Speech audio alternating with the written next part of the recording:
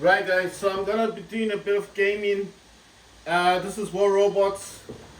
This is a Steam game, and I'm playing this on my.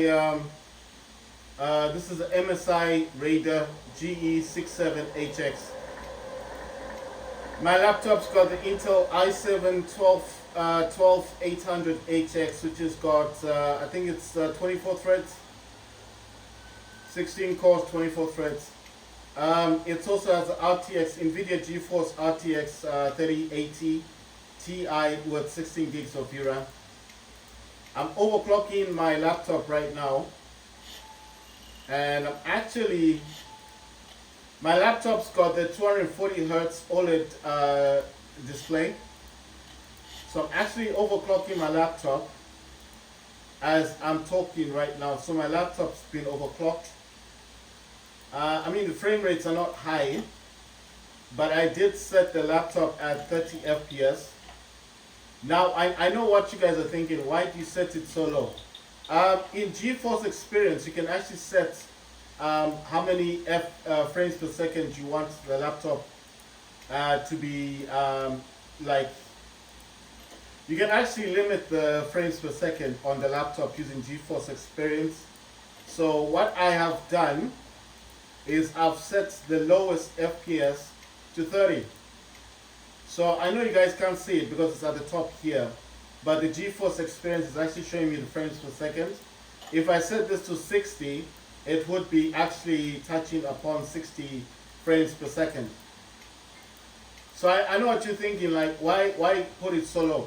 I put it low because the laptop actually goes higher than 30 frames per second. So the fact of putting it at 30 doesn't mean I'm limiting the laptop. It goes higher than 30.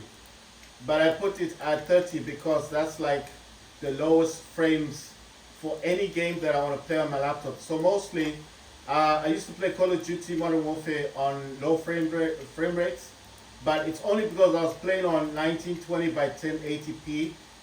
I've recently gone back to 1366 by 768 and still using the 240 hertz refresh rate my laptop actually does.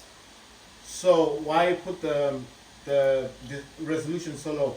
I put it low because I feel like I don't really need I still want basically I still want a higher refresh rate, but I don't want the 1920 by 1080p resolution, because in a lot of games the laptop will not perform like it will play games. I can play games on 1920 by 1080p, but the problem that I face is the frames are very low. So I don't like that. I don't like to play this any game on my laptop whereas the frame rate is very low.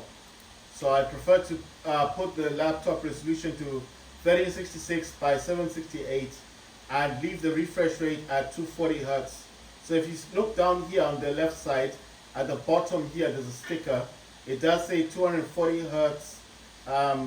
It's an OLED. It's a QHD display. So it's a QHD display, OLED display, 240 hertz. It's just set at 240. But like I said, if you want higher frame rates, the best thing is change the resolution. Keep the refresh rate high, but change the resolution so it goes lower than the 1920 by 1080. I know I could have used 1600 by 900, but the display doesn't. The screen doesn't fit the display. So 1366 by 768 is the one that works. I used to use 1280 by 720, but with the updates on Windows 11, you can no longer go down to 1280 by 720. So the lowest I can go to is 1366 by 738.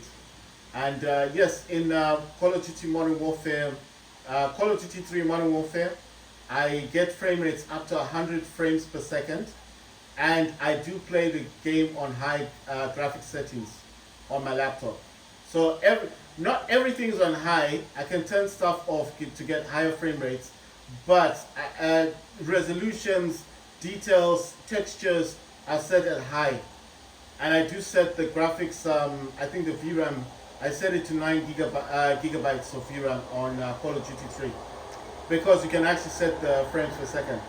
I did get I've got Game Pass, so I will be playing a few games on Game Pass, like Fortnite. I do have the original Fortnite on from Epic Games installer.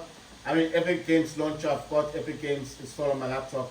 I will show you guys the differences between the graphics, but I do prefer the Game Pass one because it looks a little bit better than the, because I have to turn down a lot of things on my laptop to get the game to play. I mean, to play it, it'll play the game, no problem, but I can't get the textures to epic, to really high, as with Game Pass. The graphics they look better on Game Pass.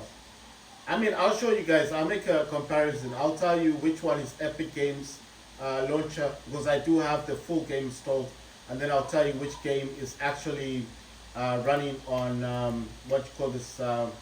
running on Game Pass. But you will notice definitely the Game Pass is the much better. It's just much better on Game Pass.